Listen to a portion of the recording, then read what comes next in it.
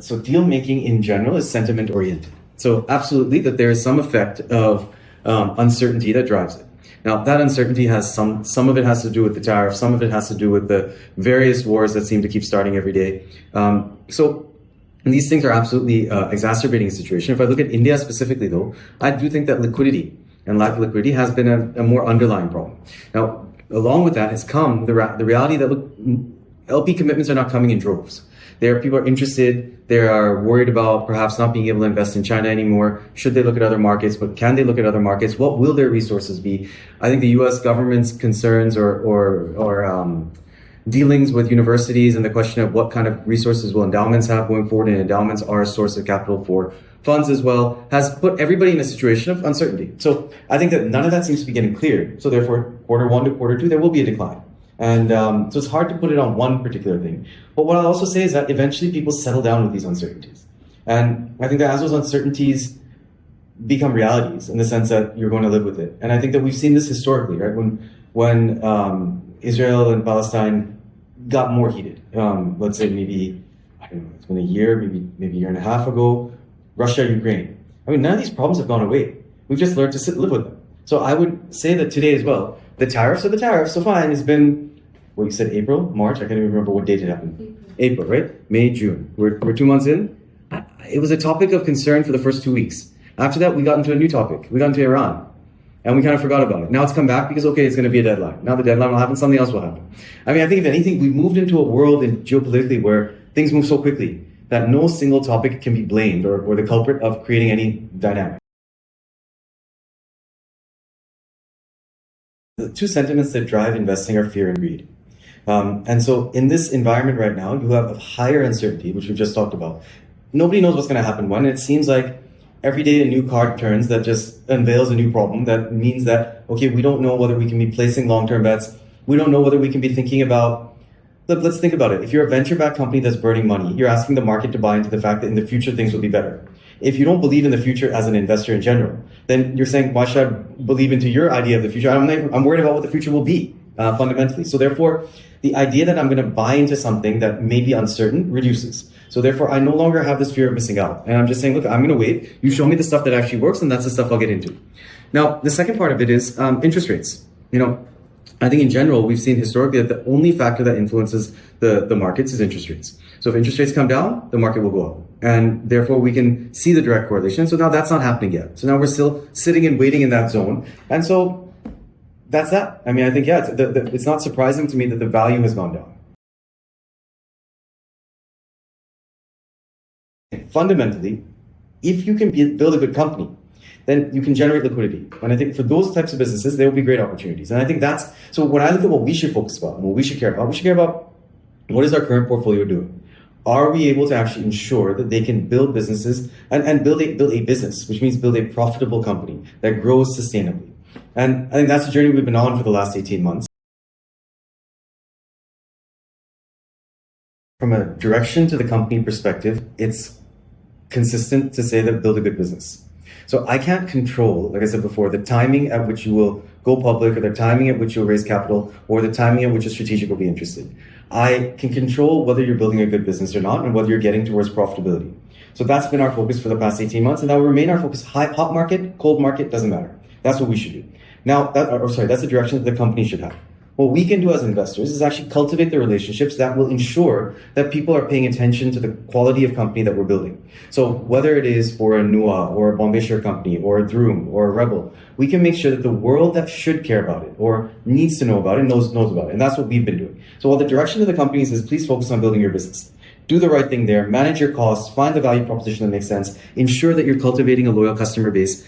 That's what they need to do. What we can do, and we are doing, is making sure that we're telling their stories correctly, making sure that people that are interested in the market have a long-term view on innovative technologies or businesses that are addressing the consumers in new ways, are aware of the progress that these businesses have made. And I think that's happened, right? If I look at it today, CityFlow, they are very much in the midst of some very interesting conversations because they have evolved. They've found their growth levers. They've understood how to build a mass transit solution for cities, and now it's a holistic story that we can talk about.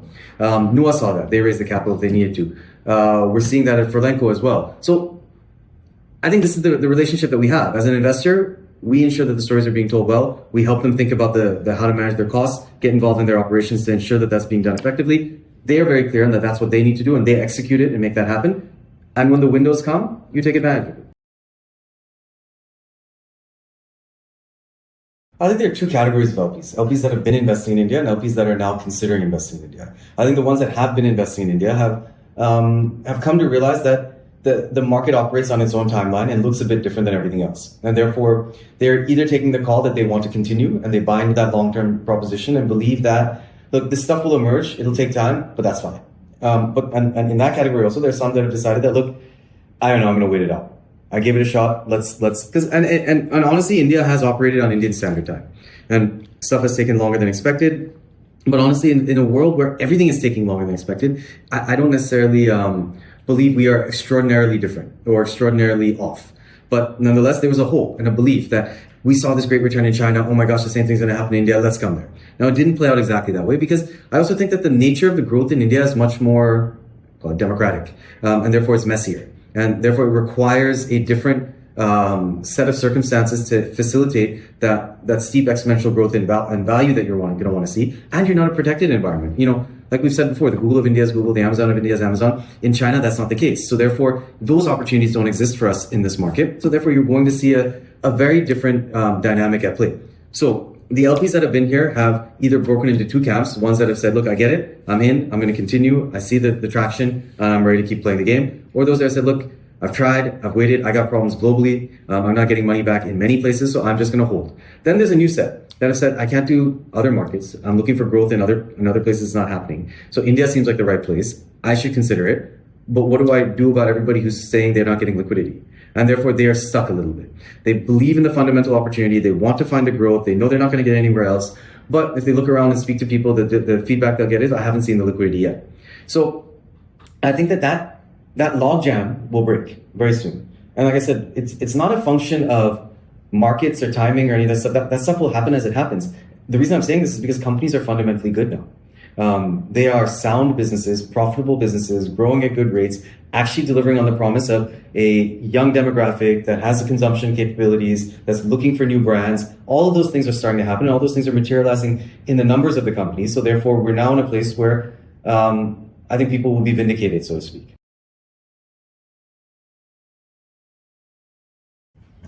I think there's a cycle of maturing that needs to take place for anybody who's looking at private assets as an asset class. And that cycle is that nothing's going to work the way you expected. And I think that people have to get comfortable with that notion. And I think that in general, if you are, let's again break the categories up. If you're an institutional domestic LP, you have been used to pretty much standard products.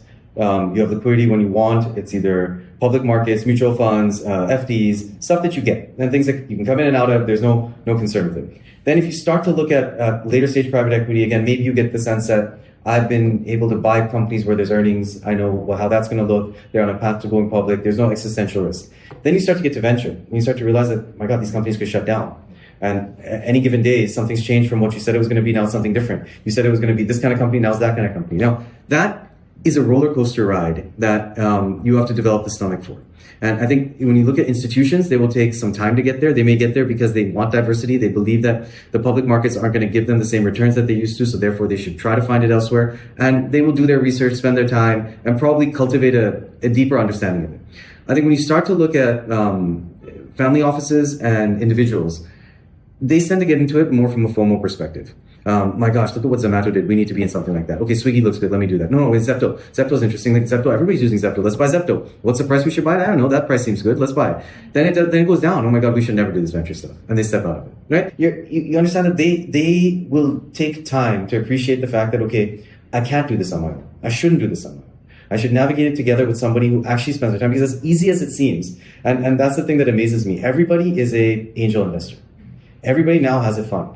You know, this is just, I think it's great, but I do tell you that this is the most nerve-wracking, heart-wrenching business to be in, because nothing goes as you expect it to, and yet you have to keep your calm, and you have to keep working through it, and you have to find the patience to figure out what to do next. But like I said, so domestic capital, I think, will continue to be excited as things happen, but I'm hopeful that they will continue to also appreciate the complexity of it and decide that, look, maybe there's a merit to actually working with people to navigate this, as opposed to saying, I'll just write checks individually. LP has the money. A GP has the skill. So the same way a fund has the money, an entrepreneur has the skill. Everybody needs each other. Now, I think that there are promises that are made at the beginning when you're starting out. So as a manager, we have a certain perspective on the market and we say, this is what we're going to do. And I mean, if you think about it just structurally, and we've talked a little bit about this, that the general manner in which this industry works is unique, to put it kind of nicely, in the sense that I'm telling somebody that I'm not going to tell you what companies I'm going to invest in, but 10 years from now, I'm going to give you a great return. And they're saying, okay, you seem like a reasonable person. You seem to have a strategy. So let's work together. So at that point in time, you could argue that when they're giving the money, you could say that the GP has the power. But the reality is I have no power if they don't give me money. At the same rate, once they've given the money and now they need a return, you could still argue that perhaps the GP has the power, because what can they do? They're waiting for the money back. But they have the power in the sense that they can say, look, I'm not going to give you more money, because then your business is over. And so it's a symbiotic relationship where everybody needs to be cognizant of the role that they play. LPs play a very important role beyond just providing capital, because they also see the market holistically and in totality. And I think the fact that we have a collaborative relationship with our LPs, whereby I do believe that we understand where we sit relative to others in our market, where we sit relative to the world, and understand either what we can do better or where we are succeeding. And I think we also give our LPs back the reality check on what's actually happening. And as much as everybody wants liquidity, and we all want liquidity now, forget the LP. Even I as a GP would like liquidity. Even our entrepreneurs who've been building these businesses, sometimes for the last 15 years, want liquidity. But you're stuck in windows. I think one governing idea that we should keep in mind as it relates to investing is we live in a world of windows. The windows will open, the windows will close. You don't control when that happens. And if you don't have a business that's ready and good at the point when the window opens, for whether it's an IPO, whether it's a secondary, whether it's an M&A, or if you're not prepared, then you're going to miss it. And so we have to be prepared and we have to follow that. Now, I think LPs appreciate that. I think GPs understand it. I think now entrepreneurs are understanding that they need to also consider that and be aware.